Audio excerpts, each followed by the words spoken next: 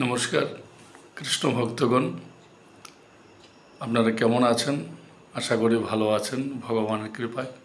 তো আজকে আপনাদের সামনে আলোচনা করার জন্যে আমি একটি বিষয় বলতে চাই। প্রাণায়াম, প্রাণ যোগ আরাম। তো এই যে প্রাণায়াম তত্ত্ব বা প্রাণায়াম করার যে বিধি আমাদের ভক্তিশাস্ত্রে হরিভক্তি বিলাসে বর্ণনা করেছেন। দেখুন, যত মত যত পদ বলি না কেন, আমাদের যে ইরা এবং পিঙ্গলা, যে দুটি নাড়ি যার মধ্য দিয়ে শ্বাস প্রশ্বাস আসছে এবং যাচ্ছে, তো আমাদের এই ষটচক্র, যে মূলাধার চক্র থেকে আরম্ভ করে, মূলাধার থেকে এখান থেকে আরম্ভ করে দ্বিদল পদ্ম পর্যন্ত যে আমাদের ধ্যান, যেটা শাস্ত্রে বলেছেন পূরক, রেচক, কুম্ভক, এই তিনটি স্তর। তো এই প্রাণায়াম আমাদের সাধন জগতে প্রথমে করতে হয়।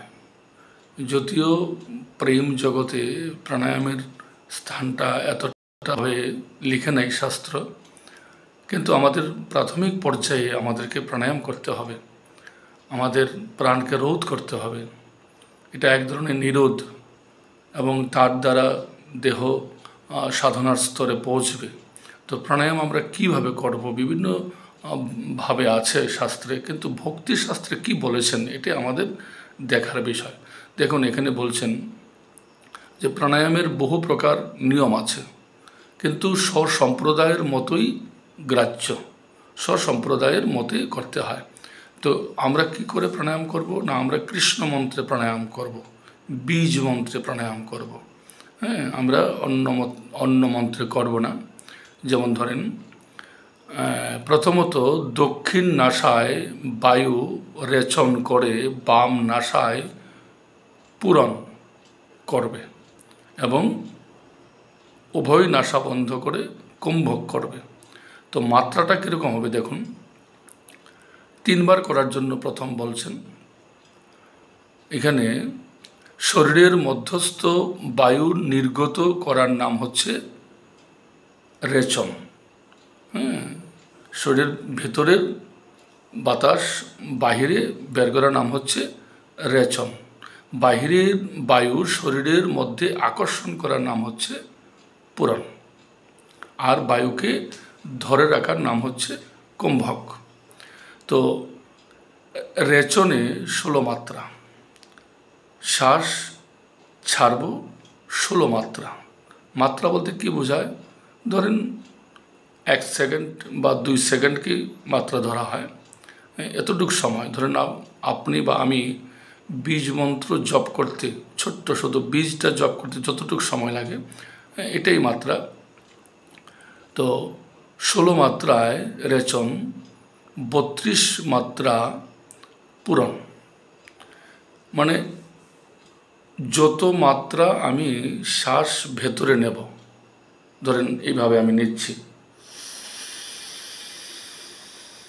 যত মাত্রায় শ্বাস ভেতরে নেব তার দ্বিগুণ কুম্ভক করব। 32 মাত্রা যদি আমরা পূরণ করি, কুম্ভক হবে 64 মাত্রা, তার ডাবল। আর পূরণ যত মাত্রা করব তার অর্ধেক হবে রেচন, শ্বাস ছেড়ে দেওয়া।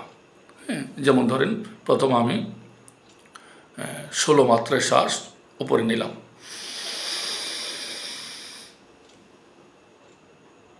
16 মাত্রা নিলাম।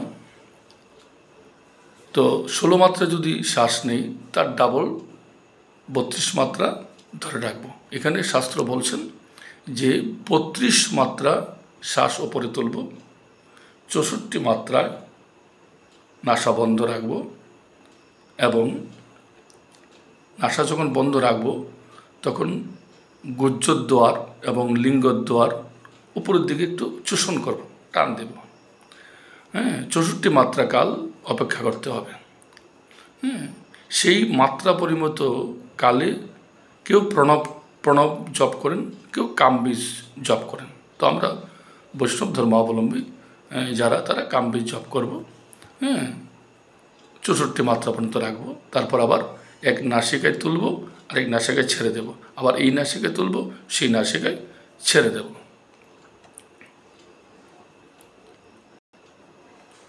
মুটের ওপর 16 বার বীজ কিংবা জপে রেচন, 32 বার জপে পূরণ, 64 বার জপে কুম্ভ করতে হবে। তো প্রাণায়াম করার আগে কতগুলি মন্ত্র আছে। যারা বীজ মন্ত্র জপ করেন, অষ্টাদশাক্ষর মন্ত্র হলে তার শুধু বীজটাই জপ করা হবে। অষ্টাদশাক্ষর গোপাল মন্ত্রস্ব নারদ ঋষি গায়ত্রী ছন্দ শ্রীকৃষ্ণ পরমাত্মা দেবতা।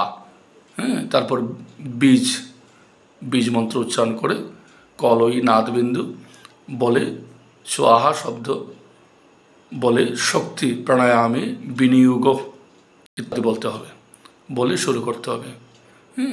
তো বীজ মন্ত্র অভ্যাস করে প্রাণায়াম করাই ভালো।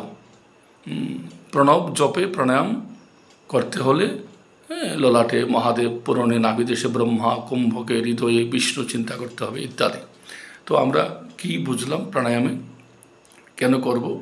আমাদের প্রাণায়ামে শ্বাসরুদ্ধ করলে একদিকে যেমন আমাদের দেহ বলিষ্ঠ হবে, অন্যদিকে দ্বিদল পদ্মে ধ্যান করতে হবে। এখানে স্পষ্ট লেখা আছে, বীজ মন্ত্রের প্রাণায়াম করতে হলে সর্বত্র নিজ উপাস্য দেবকে চিন্তা করবে। কাকে চিন্তা করব? দ্বিদল পদ্মে সেই উপাস্য রাধা গোবিন্দকে চিন্তা করব। এবং আবার বলছি, এখানে যেটা হরিভক্তি বিলাসে বিভিন্ন ভক্তিশাস্ত্রে বলছেন যে 32 বার বীজ মন্ত্র জপে আমি ওপরে শ্বাস ভেতরে একবারে হৃদয়টা ভর্তি করব, তারপর 2 নাসা বন্ধ থাকবে, গুর্জ লিঙ্গ ঊর্ধ্ব দিকে টান থাকবে, তারপরে 64 মাত্রা পর্যন্ত শ্বাস রাখব এবং 16 মাত্রায় রেচন করে দেব। তো এইভাবে করতে করতে তার দ্বিগুণ বাড়বে, তার দ্বিগুণ হবে, তার দ্বিগুণ হবে, তার দ্বিগুণ হবে। এরকম করতে করতে ঋষি মুনিরা যারা আছেন তারা অনেকক্ষণ ধরে 1 ঘন্টা, 2 ঘন্টা, 3 ঘন্টা, 5 ঘন্টা এইভাবে কুম্ভকে ধরে রাখেন এবং অবশেষে সে নিশ্চয়ই জ্যোতির্ময় ভগবানকে দর্শন লাভ করেন। তো আমরা চেষ্টা করতে থাকব, চেষ্টা কোনো আমরা ত্রুটি করব না, চেষ্টা করতে করতে সেই জায়গায় যেতে হবে। আর দ্বিতীয়ত ভক্তিশাস্ত্রে যদিও বলছেন যে এই যে কুলকুণ্ডলিনী শক্তি, এটা প্রাণায়াম দ্বারা জাগ্রত হয়, কিন্তু প্রবল ভক্তিতেও কুলকুণ্ডলী জাগ্রত হয় গুরু কৃপায় এবং ভগবানের কৃপায়। তো এই প্রাণায়াম আমরা অভ্যাস করব প্রতিদিন, করতে করতে আমাদের দেহ সাধনার স্তরে পৌঁছবে, তারপর ভজন করব প্রেম মার্গে, প্রেম দ্বারা গোবিন্দকে ভজন করতে পারবো। কিন্তু প্রাণায়াম না করে যোগকে ডিঙিয়ে যেতে পারবো না। যোগ করে তারপর ভক্তি রাজ্যে আমরা প্রবেশ করব। নমস্কার, সকলে ভালো থাকবেন। নমস্কার।